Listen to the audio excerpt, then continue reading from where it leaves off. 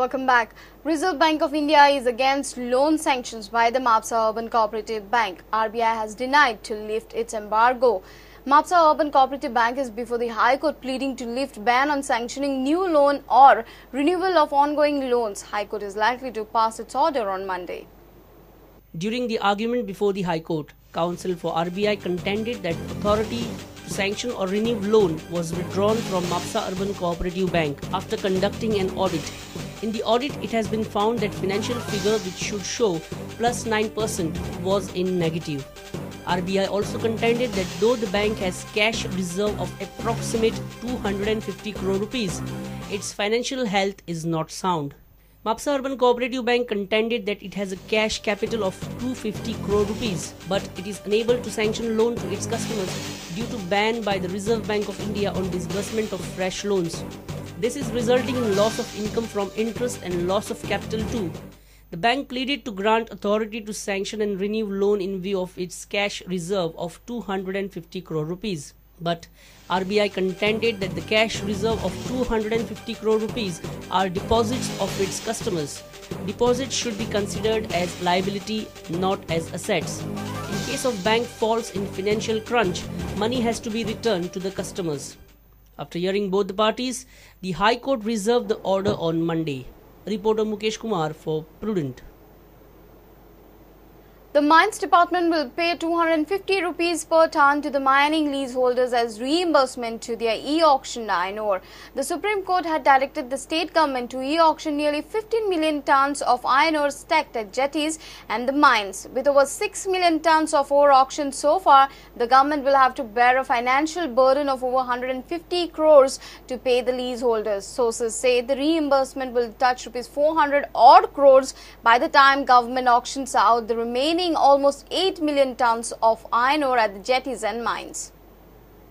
In a notification issued, the Directorate of Mines and Geology says government has decided an average rate of extraction under the supervision of the monitoring committee set up by the Supreme Court. In an order issued by department, it said, and I quote, "The average extraction cost payable is arrived at 250 rupees per ton. Such extraction cost is proposed to be disbursed to respective leaseholder, their sister concerns or traders as the case may be, as per the ownership of the invalorized ore for which e-auctions have been conducted and bid value thereof is deposited with the state government." Order also mentions that in case where the auctioned ore is not lifted, such payment shall be made subject to undertaking from the leaseholders, their sister concerns or traders, that in case of shortage of mineral than declared quantity of the lot, the amount received by such individual for such shortages shall be forthwith refunded to the state government. Till July, the government has auctioned 6.15 million tons of ore, of which only 2.52 million tons has been lifted from where it was dumped. Government has to pay nearly 154 crores to the leaseholders. According to the sources, nearly 10 million tons of more ore is yet to be auctioned. If government succeeds in auctioning, then government has to pay 400 crores rupees to the leaseholders. Bureau Report, Prudent.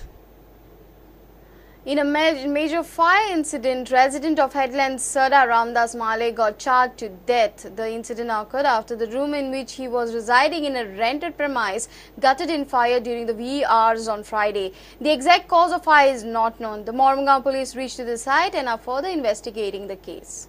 5-10 minute जालोली तेन्ना उठले न्हिदलोले जाल्यार म्हाका कसलो आवाज येयलो डाम करून सारको short जालोले भाशेन जाल्यार हांव भायर येयलें आनी दोर पडपाक लागलो भाऊ गेले आनी धाडायले हांवें देर भाऊ उठ तेगे कितें जालां म्हणून मागीर भाऊ येयलो आमी देराकून गेली देर काडे म्हणटा तेन्ना आवाज कोत्तालो तो बरो आवाज जातालो देर काडे म्हणले मागीर देरार फोटो मारले दोग जाण येयल्यानी आनी चोयले मागीर तो देर काडपा म्हणून येयलो आसतो बाळा आमकां तिगाच हें जालो बॉल घालता धांवलो बरोबर उदक पडल्यान हे दार दोन जाले दार घालून पयशे पाणी मारून नळे दार मारून पाणी मारले उदक चड पडले थोडे आमी वयर वचून भायर गेले आमकां 5:30 आमकां कॉल येयली आमकां 5:30 कॉल आमी इमिजिएट आमी भायर सरले इमिजिएट आमी स्पॉटर पावले जाल्यार आमकां उजो हांगा दिसलो वयर आमी पयलो आमी तो एक्सटिंग्विश केलो मागीर भितून पयलो तो पळय extinguish Kelo.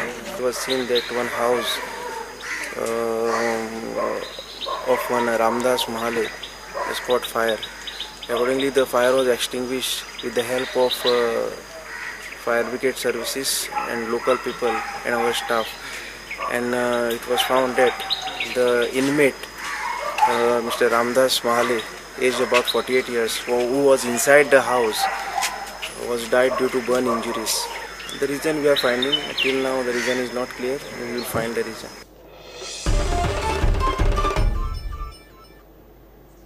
Ponda municipality demolished illegal sheds in Silvanagar in Ponda on Friday. These sheds were constructed for vehicle servicing and painting purposes. They were temporary sheds erected along Bethora Road. Joint Mamladar, municipality inspector and Ponda police were present during the demolition. However, none of the owners were sighted at the scene. Shady बांधल्या त्यो first of all vehicle repair करपाचें आसा, painting करता ते, आनी ते कितें करता ते रस्त्यार दवरून रोडार मेन पार्किंगार रोडार घालून ते गाडी पेंटिंग करता.